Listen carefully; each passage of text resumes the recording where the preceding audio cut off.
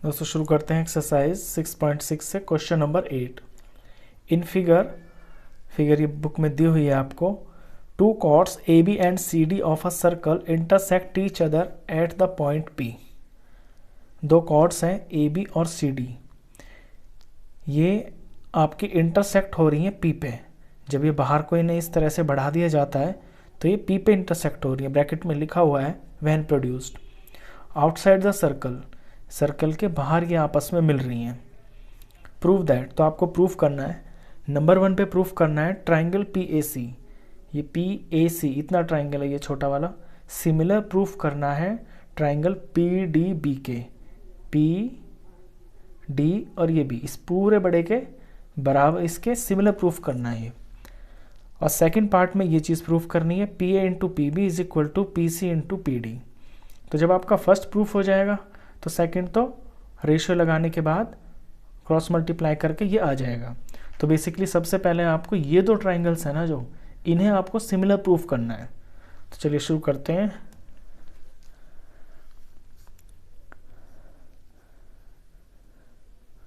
तो फर्स्ट के लिए मुझे दोनों ट्राइंगल्स लेने हैं। In triangle P A C and triangle P D B. अगर मुझे इन दो ट्राइंगल्स के अंदर कोई दो एंगल मिल जाए बराबर, जो आपस में बराबर हो, तो मेरा ए सिमिलरिटी से दोनों ट्राइंगल सिमिलर प्रूफ हो जाएंगे। देखिए एक एंगल तो मुझे इनमें दिखाई दे रहा है, पी ए सी के अंदर भी पी आ रहा है और पी डी बी के अंदर भी आपका पी आ रहा है। तो पी तो इन दोनों में कॉमन है। सबसे पहले तो यही लिख लेते हैं। तो इसका angle P is equal to इसका एंगल पी।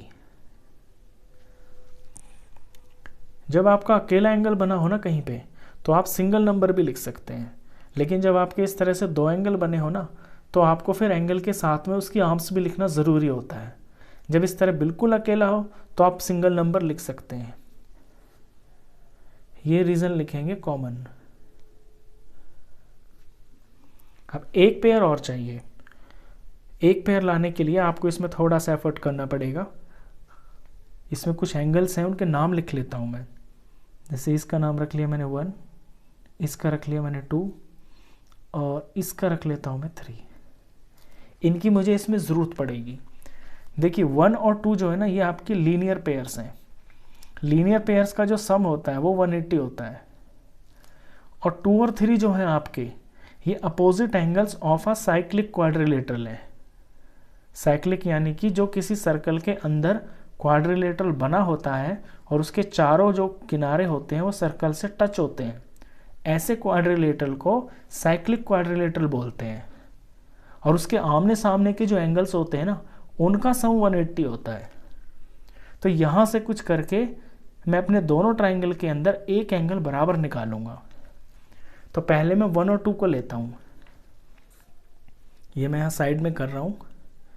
देखिए एंगल 1 प्लस एंगल 2 मेरा हो जाएगा 180। रीज़न लिखूंगा मैं लीनियर पेयर।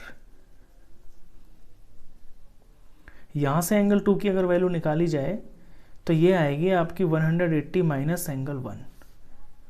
एंगल 2 की वैल्यू मैंने निकाल ली। अब इसी तरह से अपने 2 और 3 को यूज़ करके मैं एक वैल्यू निकालूंगा। अब एंगल 2 प्लस एंगल 3 ये दोनों भी मिलके 180 हो जाएंगे। इनका रीज़न होगा sum of opposite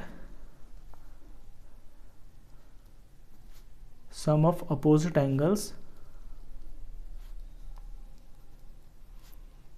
of a cyclic quadrilateral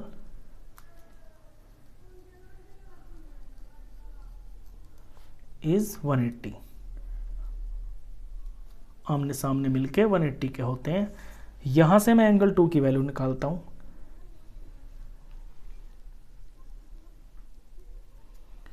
यहां से मैं एंगल 2 तो मैंने निकाल लिया 180 माइनस 1। यहां से मैं एंगल 3 की वैल्यू निकालता हूं। एंगल 3 की वैल्यू निकालता हूं मैं। तो एंगल 3 मेरा हो जाएगा 180 माइनस एंगल 2। ये 2 है ना, इधर इधर जाके माइनस हो जाएगा एंगल 2। तो 2 और 3 की वैल्यू मैंने निकाली। अब इस वाले पार्ट में क्या करेंगे कि जो एंगल 3 आपका आया है 180 डिग्री माइनस एंगल 2, इसमें मैं एंगल 2 की वैल्यू पुट कर लूँगा ऊपर से यहाँ से। अगर मैं इसे नंबर 1 दे दूँ तो एंगल 2 की वैल्यू है यहाँ पे 180 माइनस एंगल 1। इसे मैं ब्रैकेट में लूँगा क्योंकि मेरी 2 टर्म्स है इसमें, ये माइनस दोनों पे इफेक्ट डालेगा इसलिए। तो एंगल 3 इसमें हो जाएगा आपका 180 डिग्री माइनस इससे टकराएगा तो 180, और फिर माइनस इंटू माइनस ये प्लस हो जाएगा और एंगल 1। इस तरह से 180 और माइनस का 180 ये आपके कैंसिल हो गए। यहाँ से आपको रिजल्ट मिला कि angle 3 is equal to angle 1। Angle 3 आपका एंगल 1 का बराबर आ गया। अब एंगल 1 तो है आपके छोटे वाले ट्राइंगल में यानी कि PAC में, तो इसके नीचे लिख दें आप एंगल 1। और एंगल 3 जो आया है आपका ये है आपके बड़े वाले ट्राइंगल में यानी कि PDB के अंदर, PDB के अंदर यहाँ लिख दें आप एंगल 3। ये दोनों आपके बराबर हैं और ये चीज़ आपकी रफ नहीं है, ये आपका फेयर पार्ट है, ये आप साइड में करके दिखाएंगे इस तरह से। इसका नंबर मैं यहाँ पे 2 दे देता हूँ, यहाँ लिख देंगे फ्रॉम 2।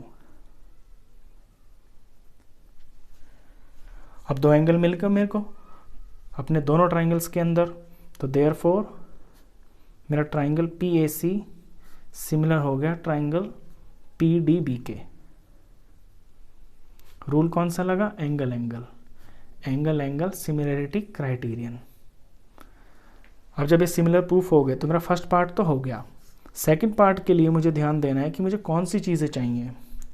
देखिए एक तो PA चाहिए, तो मैं यहाँ से अपना PA लिखूँगा यहाँ से, और PA के हिसाब से इसमें करस्पॉन्डिंग साइड कौन सी होगी। यहाँ मैंने फर्स्ट और सेकंड लिया ना PA में, फर्स्ट सेकंड, तो ये होगा PD। फर्स्ट सेकंड में PD आ रहा है आपका, इसके नीचे PD लेंगे इज इक्वल टू। अब PA और PD तो आ गए, मुझे यहाँ चाहिए PB और PC। तो PC मेरा यहाँ पे आ रहा है PB, PC और PB ये मेरे फर्स्ट और थर्ड पे आ रहे हैं। तो पहले ट्रायंगल में मुझे PC मिल रहा है, तो यहाँ से मैं PC लूँगा, तो इसके हिसाब से फर्स्ट और थर्ड यहाँ पे PB आ गया। ये करस्पॉन्डिंगली लिए जाते हैं। अगर आपके ट्रायंगल सिमिलर प्रूफ हो जाते हैं और वो प्रॉपर सिंबॉलिक फॉर्म में लिखे हुए हैं, तो आपको उसके नाम से ही देखने से ये पता चल जाएगा कि उन 2 ट्रायंगल्स के अंदर आपकी करस्पॉन्डिंग साइड्स कौन सी हैं, और ये करस्पॉन्डिंग साइड्स का ही रेशियो होता है यहाँ पे। अब इनको क्रॉस मल्टीप्लाई करते हैं, तो PA इंटू PB हो गया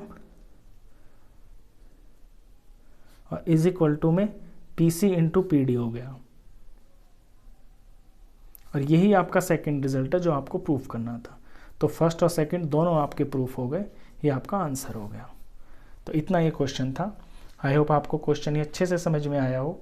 वीडियो अगर अच्छा लगा हो तो प्लीज़ इसे लाइक करना, क्लासमेट्स में, फ्रेंड्स में इसे शेयर करना, और 10th क्लास का कंप्लीट मैथ्स पढ़ने के लिए आप इस चैनल को भी सब्सक्राइब करना। Thank you.